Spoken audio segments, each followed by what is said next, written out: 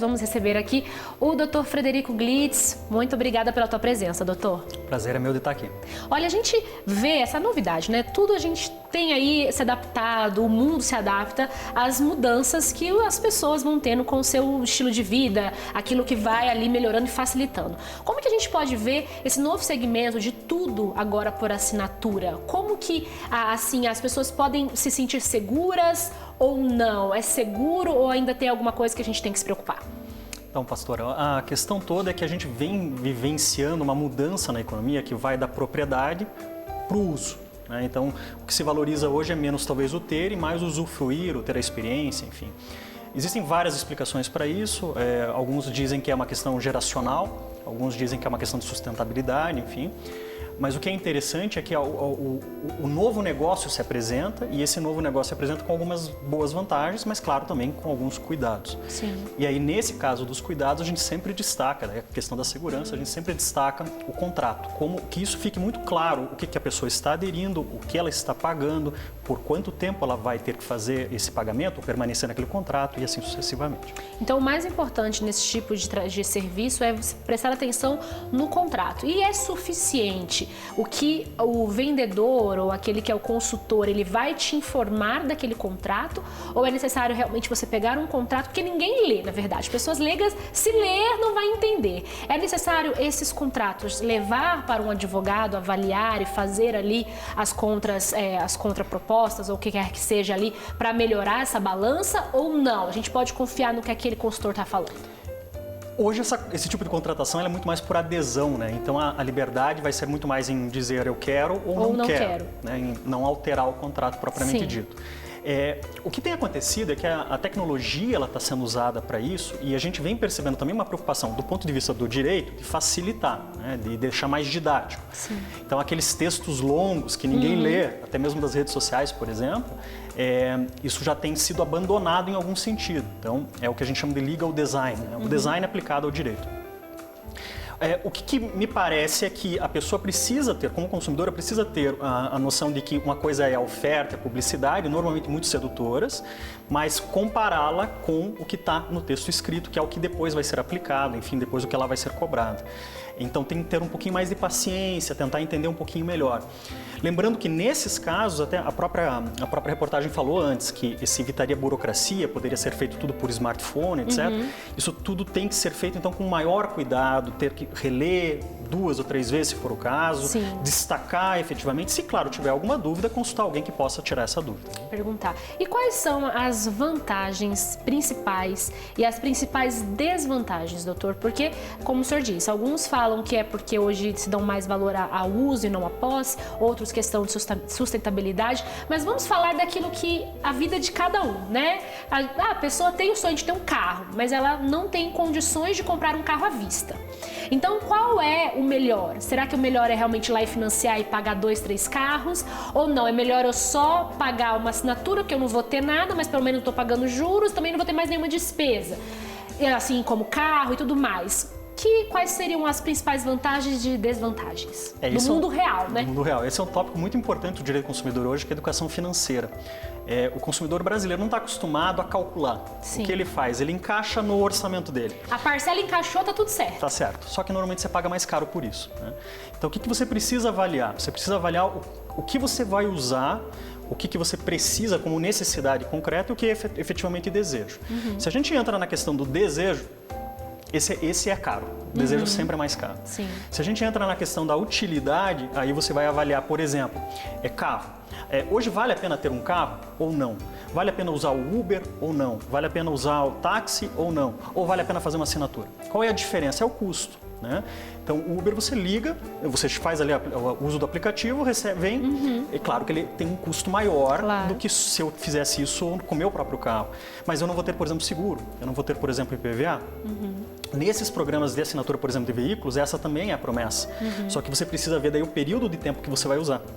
Porque se for para curto período de tempo, muito provavelmente o custo é muito elevado. Muito elevado. Então, o que você vai precisar fazer é uma espécie de proporção. E aí, colocar na planilha, que é o que vai fazer funcionar. É a ponta do lápis, ponta né? do lápis. É aquela conversa conversa sempre de colocar suas despesas na ponta do lápis, você vê realmente ali quanto é que você gasta por mês, o quanto você usa daquele bem que você vai estar alocando. Agora, novo para mim, que eu praticamente não tinha visto ainda que a reportagem nos trouxe, são as moradias por assinatura, que para mim é um pouco diferente, porque para mim isso já era um aluguel, né? Já seria um aluguel. Você vai lá, aluga a casa, é a mesma coisa, mas não é exatamente assim, né? Não, porque normalmente na assinatura vem embutido um serviço. Então, por exemplo, locação, né? Clássico aluguel, vai lá, escolhe a casa.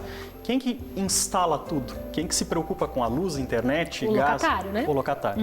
Nesses serviços de assinatura, uma das propostas deles é justamente essa. Você entra e pronto, está tudo lá. Você já tem embutido, algumas vezes até mesmo no valor já vai estar embutido o valor da luz, o valor da internet, assim sucessivamente.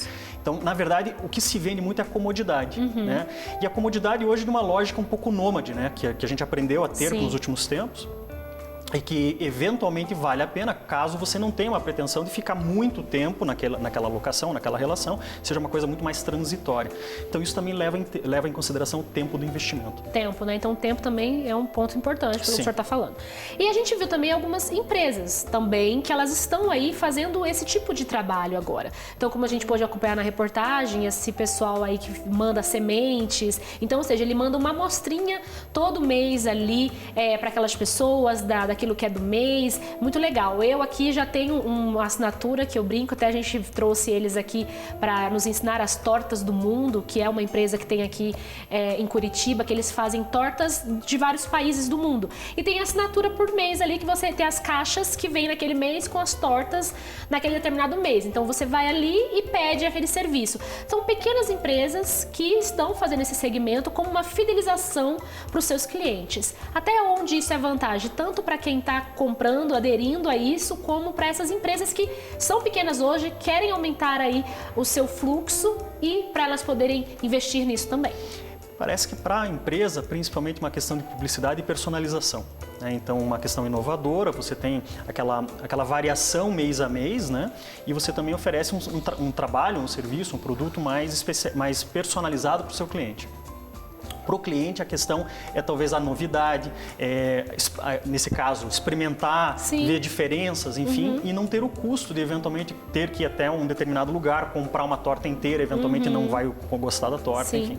Então, é muito mais, como eu disse, a questão da comodidade. Se a gente tirar o aspecto comodidade e só colocar o aspecto talvez financeiro, talvez até fique um pouco mais caro, mas é a comodidade que é remunerada. É aquilo que faz com que essas empresas... A experiência, né? Sim, elas possam encontrar uma nova forma de vender. Porque às vezes as pessoas querem experimentar, né? Eu quero experimentar. Esses dias eu até vi na internet uma empresa que ela faz essas caixinhas de estética, que a gente também falou sobre isso um pouquinho, e elas mandam amostrinhas de vários produtos. Então, olha, eu não quero comprar um produto grande, porque eu não sei se eu vou gostar. Então, aquela empresa, ela manda para você por mês várias amostrinhas de vários produtos. Então, você consegue ver.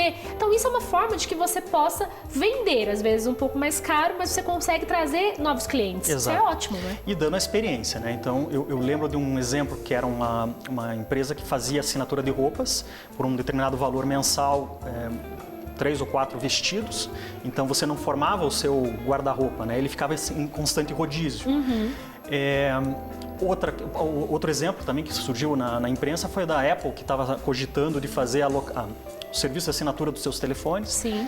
Então, me parece que esse aspecto, ele tem esse apelo do sustentável, mas ele também tem esse apelo do consumismo. Do consumismo. Então, também isso precisa ser avaliado, porque até onde eu preciso trocar, por exemplo, um celular a cada X período de tempo, ou um vestido a cada X período de tempo. É muito importante ver tudo isso, né? Custo-benefício, o que eu preciso, o que não, o que, como o senhor disse, o que é porque quer, né? Porque ali, o prazer é porque quer. Às vezes o que quer, às vezes sai mais caro e não aquilo que você precisa.